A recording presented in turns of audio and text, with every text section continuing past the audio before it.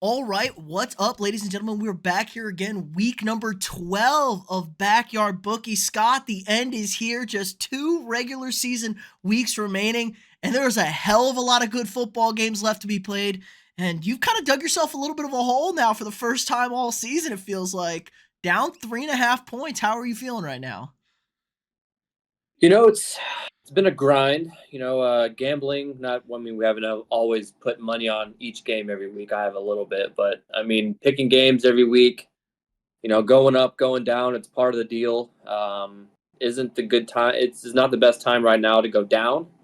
Definitely digging myself a hole. I'm probably going to need a dog to hit at some point here to make a comeback. I think I got two right, or maybe just one right last week. You Not got good, one but right last year. You're sitting on 3 for the month, so not a great two so yeah, weeks. definitely hurting my percentage. I was up pretty good, and then this month's definitely hurt my winning percentage. But that's okay. I think we have some pretty good picks this week, so we'll see if we can make a little comeback. That's good because I'm not feeling so great about this week. I was on a heater, 1-1 without the underdogs the last 2 weeks, so pretty solid all around. But let's just hop right into it. What is your first pick for this week? So we're going to College Game Day for this one. PFT Commenter just released is going to be the guest picker. One of my favorites. Listen to Pardon My Take every week. They're phenomenal. Appalachian State and James Madison are playing. James Madison's 10-0. They're going to get probably going to get out of going to a bowl game. Hopefully I don't not, know. because The they're a pretty lawyers are good getting team. But involved. It's getting lawyers bad. are It's getting getting involved. ugly. Lawyers are getting involved. The kids there are playing their asses off, 10-0. App State, obviously, being an A&M fan, we love our App State Mountaineers. Or the hell they are. Are they Mountaineers? I don't know. Are they Yeah, I think Lumberjacks or the it's Mountaineers? For this one, I'm really just taking the obvious one. Actually, 41% only is on James Madison -9. I believe it was at 10.5, maybe at 10.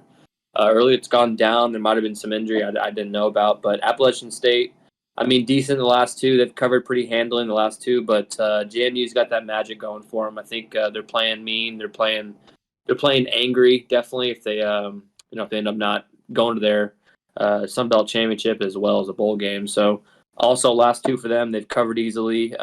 Bad. They were big favorites against Old Dominion, but barely won that game. But otherwise, they've covered pretty much every game handily except for early in the year. So I'm going to take James Madison -9 for my first pick. I like it. I think they're going to play inspired ball. They're going to just keep winning and keep saying, got to let us in. What a stupid rule that is. A 1957 rule that you have to hold out of the postseason. Let the kids play. It's so dumb. And they even I'm pretty sure this year, last year, the whole reason they have that rule is because teams kind of ease into their D1 schedule. But James Madison jumped right into it, and they were playing FBS teams from the jump. So that's kind of their argument. So hopefully they can get past that and make a bowl game. Yeah, no cheapos. They were already on the FBS train for the last few years, dominating the FCS. I know they have a natty, at least one, maybe two in recent years. I'm going to flip on over to the ACC, really a conference I haven't touched too much of, but kind of a bad game. Nobody's going to watch this game. It's on the CW, so I know nobody's watching this game. Maybe Dabble will figure out what channel this game's on. We got Duke at Virginia. Duke lost kind of a heartbreaker against North Carolina, double overtime, a ton of points scored. I'm not too worried about this, though. I think the Duke team really rallied around backup quarterback Loftus. I think is his name, Loftus, whatever. He's been bad filling in for Leonard, but last week he really stepped up, showed out in the prime spot. The defense kind of let them down. This is a bad UVA team. Got beat by your James Madison team we just talked about. They're 2-8 on the season. They've been pretty bad. They stole a game against North Carolina that changed their whole season. Duke's only laying 3.5 here. It was up to 4, even down to 3.5. Loving this game here. Big mismatch. I'm looking at mismatch here. Duke runs the football, 40th in the country in running. Virginia, 115th in stopping the run. Duke can run the football. They don't have to throw it. Their defense is solid. Elko's going to get this unit playing better. North Carolina is just kind of a bad matchup with a top 2 NFL quarterback coming in. Virginia ain't got a guy like that, so expect this defense to shut down this Virginia offense And Duke's just going to have to turn the ball, hand it off. And if they have to throw it, I kind of trust this guy Loftus. I think he'll be able to get it done here. I think this is a big bounce back spot for Duke. Maybe Elko's leaving. Maybe they try and keep playing strong. They got 6 wins. You get to 8 wins at Duke. That's big time. So all to play for the Blue Devils. So I'm going to take Duke minus 3.5 on the road here. Yeah, maybe, who knows? Mike Elko might be. I don't know if he wants to leave. He might want to come. He might want to come back to A&M. But this would be a big game if he can, keep that winning, the winning ways going in Duke. Obviously, they've lost 3 of the last 4, but decent teams: Louisville, Florida State, UNC was a top 15-ish team earlier this year with a top 3 quarterback, top 2 quarterback at probably least. top 2 quarterback. So 3 decent losses there, especially with their backup quarterback. So, and they had Florida State on the ropes until Leonard went down. Like Leonard went down in the middle of that game, and it was just it slipped from that point. Yeah, really, Virginia. Their one big win was that UNC game that they snuck past. Yeah. So last 3 not good either, but I think Duke can probably come away with a win. The Hook probably isn't very much fun either, but I don't know how the 2 teams both kick. They could kick well. I'm not sure. It's college kicking. Who knows what happens? I felt comfortable with that Hook. This didn't feel like a 3. This feels like a 4-point game. I was a little less comfortable at 4. You know how we get those odd scores, get the 4s and 3s. I think we're getting a 4 to 7 point win from the Dukies here. Yeah, I like it.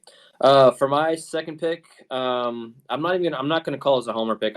There's one team I don't pick for or against, Texas A&M. That's where I went. I'm not gonna. Officially, obviously there's a second team that I try to sort of stay away from, sort of my second team, but also I'm not dying if they lose. Utah's playing Arizona. Kind of a weird line for me. I felt like Utah should maybe even be favored in this one. Arizona, obviously, they have been pretty much nails since the USC game, since they lost that one in double, triple overtime, whatever that one was. But that freshman quarterback doing well, Fafita. Last 4 games, 44, 27, 27, 34. They played decent teams, but UCLA is probably they beat Oregon State, but UCLA is probably their best defense they played. Utah is probably the best defense they'll play all year. It does help they're at home. That's probably why they're getting that. They're the favorites -1. If not, if they were in Bryce Eccles, I think Bryce Eccles would probably be a 5-point Utah probably favorite. That's such a big. They're a massive home and away team, especially if it's a night game. Night game in Rice Eccles is next level. But for me, freshman quarterback's been doing well, but he's playing probably the best defense in the Pac-12, and I'm getting a point as well with Bryson Barnes doing really well the last few weeks. The pig farmer from Central Utah that everyone talks about. But I like just getting that extra point. I feel like Utah is probably the better team in this game. It's just being on the road with Arizona, which they might not even have any funding to turn the lights on in Arizona, apparently. So we'll see about that. But I like Utah +1 in this one. I just like getting that, 1 extra point and really just rooting for a straight up Utah win. So I like Utah +1. I can't help you here. I picked Utah last week as my upset. They didn't score a single point in the second half. We lose by 7. Hung 28 in the first half. I was like, all right, I'm on the right side on this one. I may lose this game, but it's going to come down to the wire. And we just don't show up for the second half. Pretty frustrating for them. Yeah, Arizona, they got the scare last week against Colorado, so I'm thinking they're going to be ready for this game. But maybe the lights do not turn on, so that's a big benefit. You get the win, I think. It's 1:30, they don't need any lights there. But yeah, I guess not. I guess never mind. I do think this is a Arizona team that's way overperformed. I mean, maybe the best coaching job for anybody this season down there.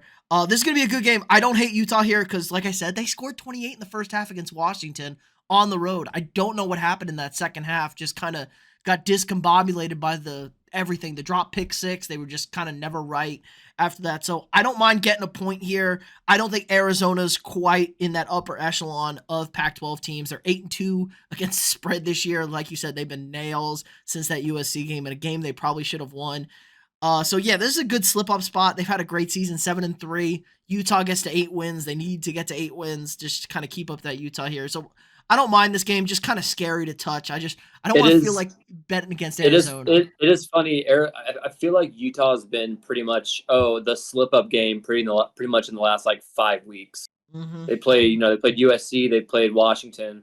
They played Oregon. All these teams. Oh, I bet Utah might come in and win, and I'm probably going to fall for it again, and probably gonna lose. But in this one, I feel a little more confident than an Oregon team who's probably going to beat Washington. Or I don't know if will they play again. I don't even know if they'll play again. Will they? No, They're in the same. Washington's got a They're in the hand. same side. So Washington's got their hand. They will play in the championship, but Washington's got their hands full right now. Uh, yeah. They got Oregon State too still has to play. So that I I think both teams still has Oregon State. Oh, honorable mention was Oregon State Washington this week. Oregon State's 2.5 point favorites. I kind of like the I Beavers this weekend. that's a weird line to me too, and I'm pretty sure did I have that same thing? Uh, I did not actually. Yep, I sure did. I did have Oregon State on as a Honorable. honorable mention. It's a weird But line, right? Like you said. yeah, I'm gonna take over your shoes here. I'm going to the Big Ten. I'm going to Iowa football, baby. We got the Hawkeyes hosting the Illini this week. Over unders 32. That feels like a blistering high number. They've been in these unders. I think it was 29 last week. But I'm actually gonna take the Hawkeyes here, laying 3 points at home against Illinois.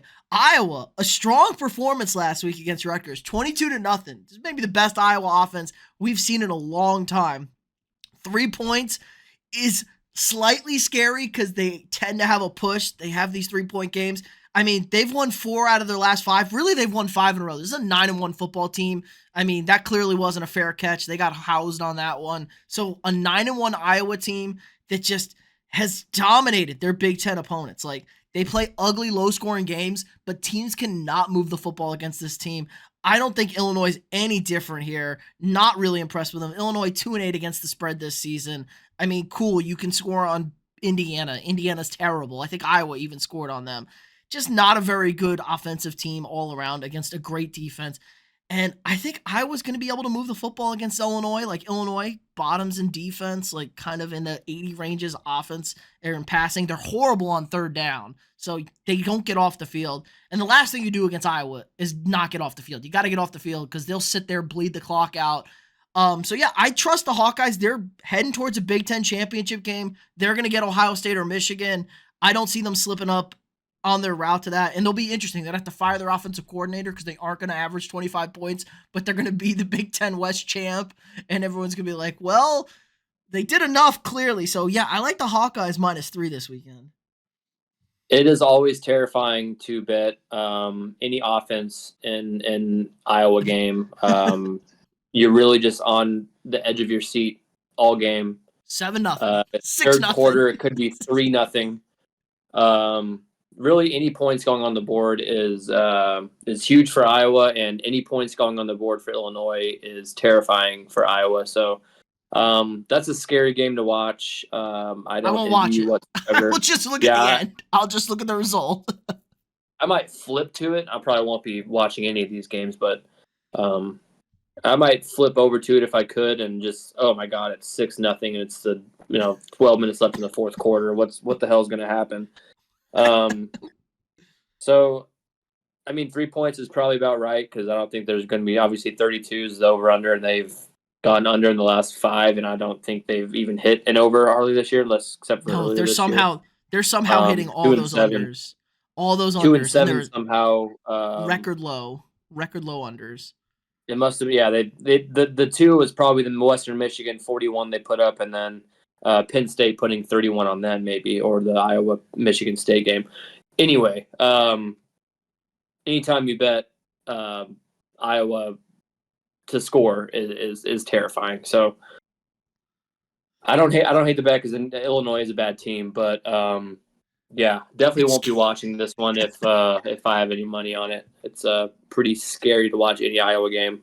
Yeah, don't worry about it. I was feeling frisky this week. All right, what's your last regular bet? So I am going to go to the football league. Oh, Feeling There's really good. there's a big stat here. It's been primetime unders in the last actually all season have been 25-7, hitting on 78% of the bets right now. I'm not even sure. I Let's see think if did unders for Cincinnati the score yet? season are like 66% or something like that. Something Yeah, ridiculous. unders have been great, and I believe just favorites outright. I think it's actually favorites against the spread have been about 65%. Um, so even right now, it might be looking right now with the Ravens and Bengals currently playing could hit an under because obviously Joe Burrow just got killed. Jake Browning's in the game, so that under might even hit. I'm going to go to the game at the end of the week, the big game of the week, the Kelsey Bowl, the Taylor Swift Bowl, the Kelsey to DeAndre Swift Bowl. 45.5 is the over under. I think this is just going to be a bunch of pounding, man. It's going to be back and forth. Both teams are incredible. Philadelphia may be a little more incredible than Kansas City, but Kansas City's defense has been a lot better this year than they have in the past. I think they're probably a top 5 defense this year. Patrick Mahomes doesn't have the weapons he has, but obviously Taylor probably will be in the building. She is from Philadelphia, so she They're will there. be there. I heard the parents are gonna meet. It's a Think whole the thing. parents are going to meet. They're going to It's go a to dinner. whole They're going to have thing. all those things. As we know, when she's in the building, Travis Kelsey does well. But man, Philly's a good team. Good quarterback as well. We'll probably see a tush push or two for Jalen Hurts. But I still think it'll hit the under. It'll probably be. I mean, right now Kansas City's favored 2.5. I'm thinking maybe a 27-17, maybe. I think either way, I'm not sure who's going to win that game. It could be like a 24-20 kind of game. Um, I think touchdowns are going to be kind of hard to come by. A lot of field goals, I feel like, but I wish it was a little more than 45.5. I wish it was more in like 48 area. I'd feel more comfortable. But the primetime unders have been hitting all year. Even Minnesota, Denver, 42.5. On paper, it seems like Russell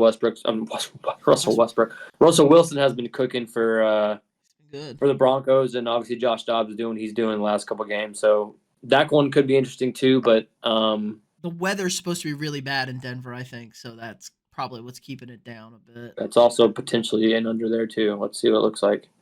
50 and it might not be too bad actually. That's But good. for my game, I think it'll just be one of those Monday night games, which preparation is key for those games, and those games have been hitting under all year. So I'm gonna take Philly, Kansas City under 45.5. I like this. I'd be petrified betting against a Patrick Mahomes under just because he is Patrick Mahomes. But both teams coming off a bye, both defenses really good, especially Kansas City's. I think it's going to be a struggle. The wide receivers for Kansas City are not good. They're not going to be able to get open against that terrible Philadelphia secondary. I think we're in for an ugly game as well. I think that's a good bet there. 22-17 type of game. Like you said, I'm all about the under on this. It's going to be ugly, I think. And if it's not, well, then we're really in for a treat and you're going to catch an L. So it's okay. Might be a little cold in Kansas City, 44. It's probably not going to impact them too much in a little Now wind, but that helps it's probably not. that probably helps Philly a little bit. Just from throwing to a grown ass man and pounding the football. But like you said, the Chiefs defense up for the task. They've been awesome this year. Pretty much stifling everybody. I don't think they've really struggled too much. Maybe the second half against Minnesota I can think of. They gave up a few points there. But all right, I'm gonna stick to college here. This is a big line. I hate big lines this late in the season. But this team is undefeated against the total. LSU Tigers, 9-0. But this total is 72 and a half. Yep. I am Well, that not was too. I'm not touching that 72 and a half. That's way too many points. I don't think Georgia State can score anything against this LSU defense. Maybe they get 7. LSU's defense is bad, but they ain't that bad. Georgia State getting killed. I think they got killed by App State last week. But they've been giving up 44 the last 3, 44, 42, 42 the last 3 games. And Mr. Daniels has got a Heisman campaign. He's got to put on a show for them. It's 31 and a half. I think the Tigers roll in this game. I like LSU to cover this game. They're going to put up 60 if they can. Daniels has to rack up some numbers. He looked awesome against Florida. We know what he did, rushing for 200 yards, throwing for 350. Yeah, this is Heisman season. He's not going to be playing in a conference championship game. He's got 2 spots to do it, so he's going to house Georgia State this week, and then he's going to try and seal the deal against A&M next week. So I like them to have a really big game, blow out this Georgia State team. I think they get to the 60s. I don't think Georgia State gets over 10 points. 60-10, you don't cover that over. So I'm going to stick with the 31.5 with LSU here. Yeah, looking at it right now, so LSU obviously they played Florida State in the first game, didn't do as well. That's first game jitters. I'm not going to give Jaden Daniels And Florida any. State's number 4 in the country. Florida State good team. They're good team. So not gonna punish him for that. But looking at these scores, 72 against Grambling, 41 against Mississippi State, 34 against Arkansas, probably a little stinker there. But 49 against Ole Miss, which that total was ended up being over 100. LSU had 49 against Missouri, 48 against Auburn, 62 against Army, 28 against a good Bama team, and then 52 against Florida. You can probably expect at least 40 points from LSU no matter what. That's pretty much just the start. Probably going into the 50s. Really, if Georgia State scores 3 touchdowns, that still might not be enough. I don't think LSU's that bad to let them score 3 times. So they've been good against bad teams through defense. They have been very good. With Army, they put up a 0, and then against Grambling, obviously they're like a 50-point favorite in that game, but they still put up only 10 and dropped 72 on them. So, like I said, Heisman campaign for Jane Daniels. I think he probably should be the favorite right now. If you want to go and put a future on him, that might be your best bet right now. I think it's like, I want to say plus 500 for his Heisman. I think that's just a tough spot. It's just he's got a lot. Like Bo Nix and Penix are going to be on the bright stage against each other. If we're looking purely stats and purely what league they play in, he should be the Heisman. But that's just me. 31.5 is always a scary number, but it's always a big number. It's always kind of scary. But with LSU, pretty much over in every single game, they're going to put up 40. Keep them to under 3 touchdowns. I think that can probably be a good game for you. All right, yeah, Shane Daniels is a big game. Prop is an interesting one. So for this one, going back to the football league here, Bills and Jets. Bills had a very interesting game last week against Denver. Wasn't great. Not great. I was watching a TV show, and then all of a sudden I see what happens, and Bills lose their offensive coordinator. They get a new one. I don't know who it is, but hopefully he's up for the task. They probably shouldn't have lost him, Dorsey, but they did. Wasn't his fault that they had 12 men on the field, but that's neither don't turn the ball over, and it's not his fault they turned the ball over 4 times. Exactly. The Jets, obviously, we know they're good on pass defense. I think they're top 5. I want to say I'm looking at it right now. They are 3rd in passing yards. But I'm not looking at passing here. Obviously, they have Sauce Gardner, but 31st in rushing. Interesting for me. James Cook last week obviously gets put in the doghouse after the first play of the game, fumble. He hadn't had a fumble since literally his first game of his career, and then gets put in the doghouse for 2 drives, and they go stale. And then all of a sudden put him back in, and he's running down the field, and he ends up getting 100 yards. His over-under in yards is 50.5, I believe. Let me see, 50.5. 51.5 now. I like the over because I think he's going to blow up. Jets not as good on rush defense as they are in passing. For me, it's Josh Allen. They might be taking the ball out of his hands a little bit more just because he's been turning the ball over a lot in bad spots too, and just really getting greedy, throwing the ball down the field, just trusting his arm. And I think he's starting to kind of figure out, you got to be a little more, pick and choosy with what you're doing. I don't think the Jets are going to be scoring too many points, obviously. Zach Wilson, not a points guy. Jets not a touchdown team unless they scored on defense. So I think it's going to be a lot of running and a lot of Buffalo just making sure they win the game. So I like James Cook probably to get 20 carries and definitely over 51.5. I think this line's way too low. Latavius Murray also obviously got his carries last week, but James Cook's going to be hungry for some more yards this week, and I think he's going to get over that number pretty easily. Yeah, that's been the biggest thing with Buffalo. They've been super frustrating. They look like James Cooks looks good when he runs the ball. They don't run the ball enough. They just stop running the ball. So I expect to see more runs under the new offensive coordinator. Like you said, maybe just try something different. It's not like they've been terrible at running the football. They just stopped doing it.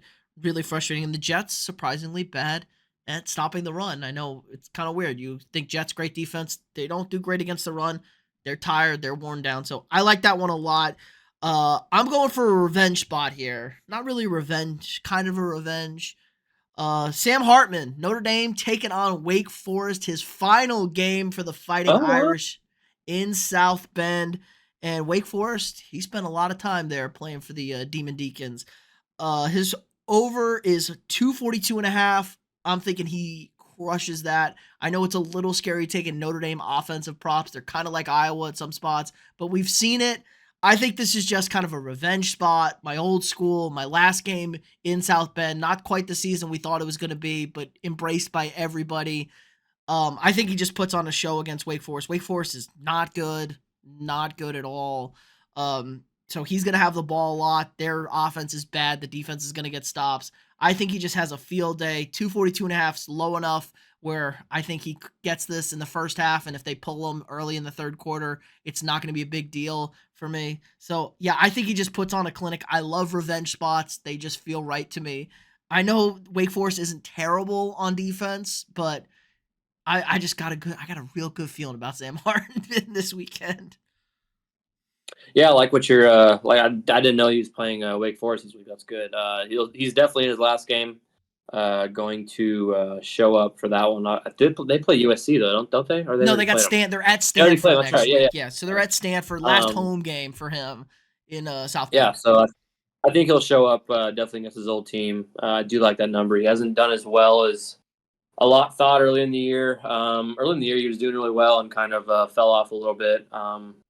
Yeah, Sam Hartman's a good quarterback. You know, has probably 60 plus starts. So playing against his former team at home, I think he'll be probably pretty confident and inspired. So I like that pick.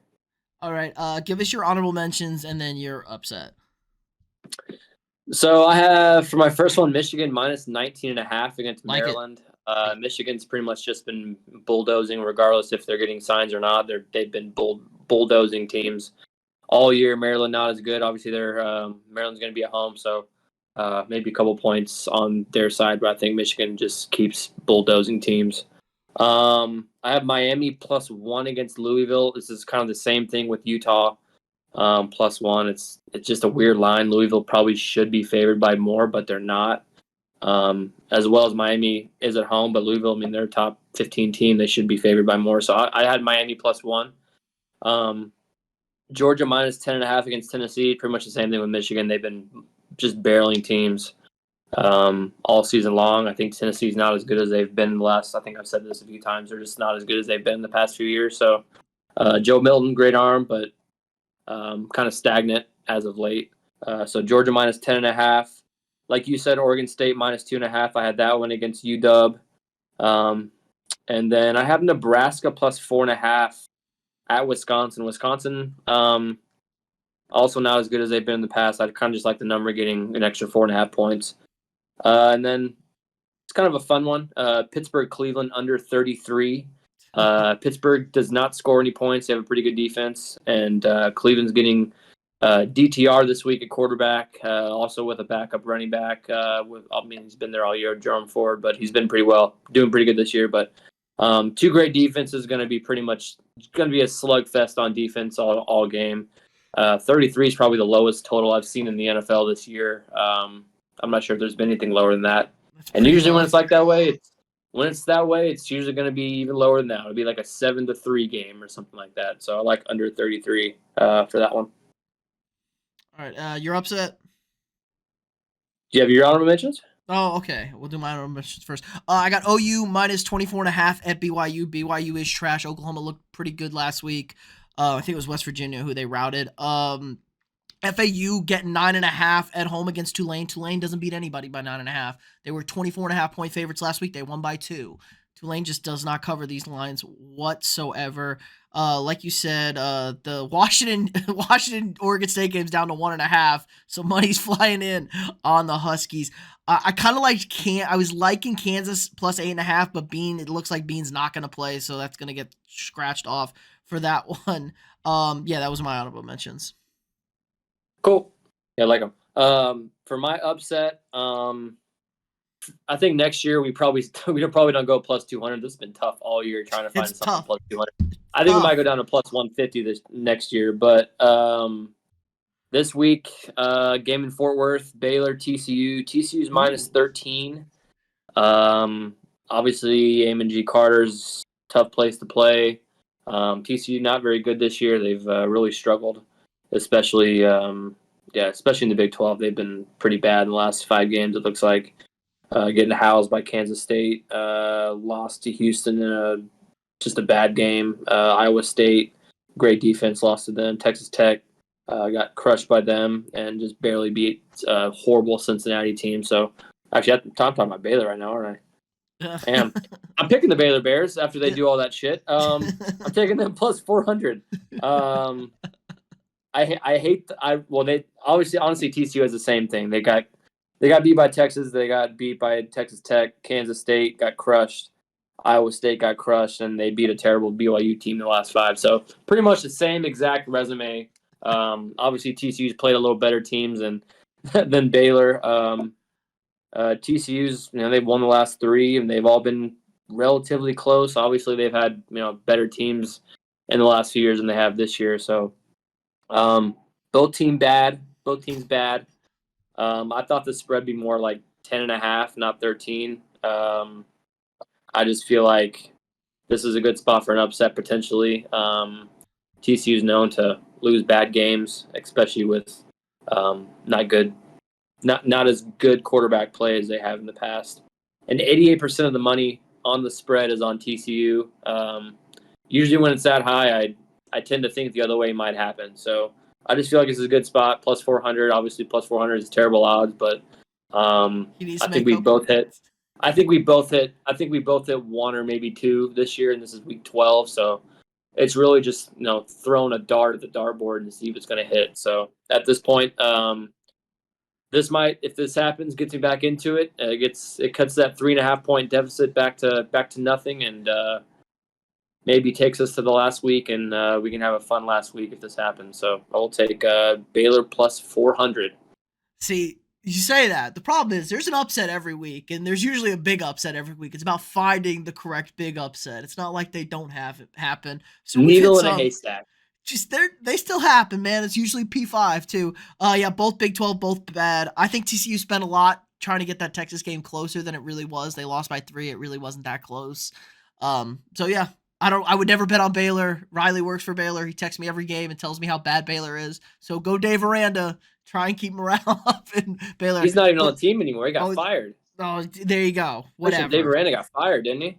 I don't know. Who knows at this point? Does anybody keep we don't. tabs? I don't know. I don't know the news coming out of Waco. I don't. I tend to not. I tend to not listen to that news. Yeah. It's usually coming out of a church somewhere. But Yeah. I am going to stick in the Big 12. Big 12 bad, Big 12 bad. But one of these Big 12 teams not so bad. And this feels like a prime spot. Things have been too smooth in the top of the college football world. Things have been too nice. They've been too neat. Too many good teams. The Longhorns going to Ames, Iowa. Going to Iowa. Iowa State Cyclones, baby. 3 out of the last 4 gone to the Cyclones. This is a good matchup. Iowa State, a good team at home. They're plus 240. The Longhorns haven't looked great. Now they were missing Ewers against Kansas State. Didn't look great against TCU. Ewers not looking 100% clearly. They had a scare against Houston. They really should have lost that Houston game. They kind of got jobbed by the officials. Everybody blows out BYU, and they lost to Oklahoma. Texas has not looked great in their last 5 games. Just kind of They've played 3 one-score games and a loss in their last 5.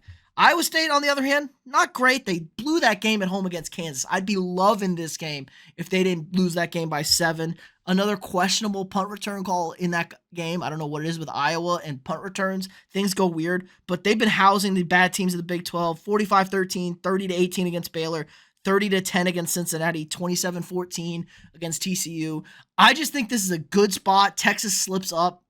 I love Iowa State getting a touchdown and a half here. That's a big. I didn't want to put that on my honorable mentions because I'm going straight upset on this one. I just think this is a bad matchup for a Texas team that doesn't play great, and they definitely don't play great at Iowa State. So yeah, I like the Cyclones here, plus 240 to take down the Horns and cause some chaos in the college football playoff. Yeah, both of us going to the Big 12. I might like yours a little more. I'm going for the points here. I do think this is every single year for Texas. This is a trap game. Obviously it shows that in the head-to-head definitely in the last four. I want to say even last year it was like it came down to the very one last score kick. game. I want to say it was like the last kick might have been to win the game. So this game's always, I feel like, especially being in Ames, that's a very hard place to play. Very tough. That's all they know in Ames, Iowa is football. So they're going to show out for this game. They always do show out last four. Iowa State is always a tough team to play at home, and then for some reason they always pick it up against Texas. Yeah, like you said, TCU, Texas always just kind of has that target on their back for pretty much every single team they play, especially in the last two.